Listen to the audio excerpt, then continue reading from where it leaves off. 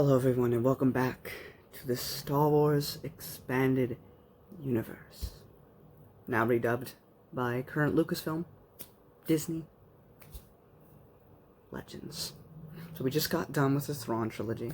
And what do we have next?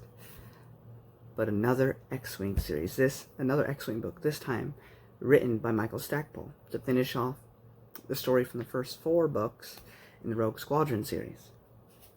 I have notes. I'm not going to really use them too much because I didn't actually write too much this time. The beginning of this book's actually really cool because, of course, at the time of the Thrawn trilogy being written, the X-Wing series hadn't been written, so everybody was called like Rogue 4, Rogue 2, stuff like that. But we get to see the final battle at the end of Last Command from our favorite Rogue Squadron people's perspective. So we get to see Corn Horn here, right?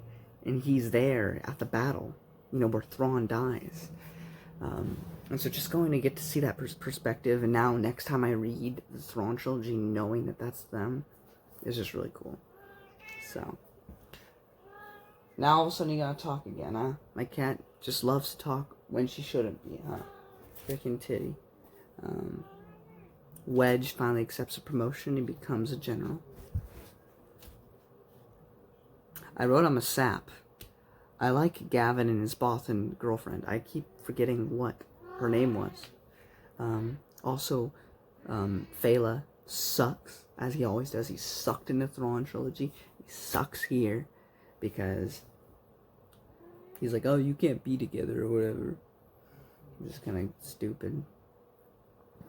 So, Iscard's back, or whatever. Iscard,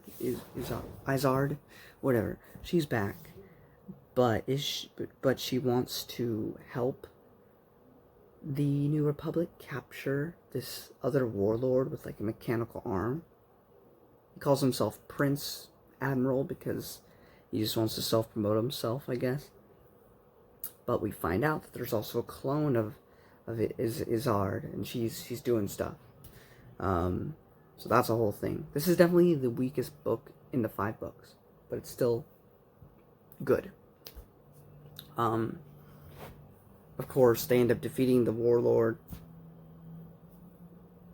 and of course, Iscard, that was supposedly turning over a new leaf. She had an evil plan from the get-go to screw them over, and she ends up dying at the end of this book.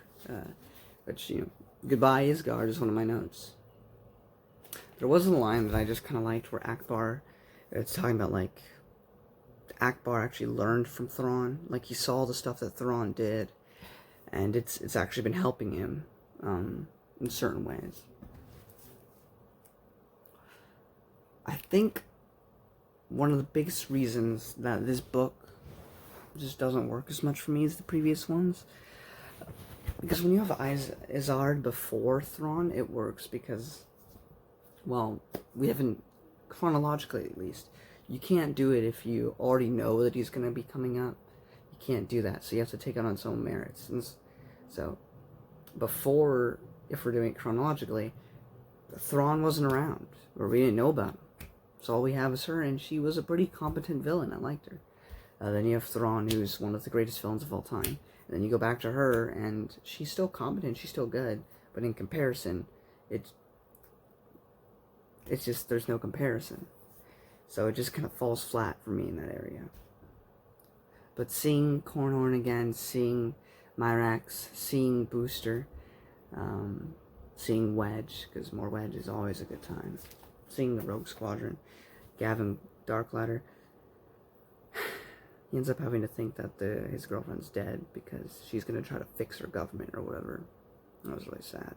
I'm a sap for good romance, and they ruined it because of that. But, I don't want to tell you too much. I think it's worth your time. Plus, I didn't write too many notes, so I don't have too much more to say. I was mostly just listening. This didn't have as much, there wasn't as much that stuck out to me this time. Pretty straightforward story. But it was nice to see our Rogue Squadron teammates one more time, because next time we see Corn Horn, I believe it's going to be Nine Jedi, which is taking place around the same time as the Jedi Academy trilogy, but from his perspective. So that'll be interesting. But up next we're switching over to a comic book, and it's one of the most divisive comic books in the fandom.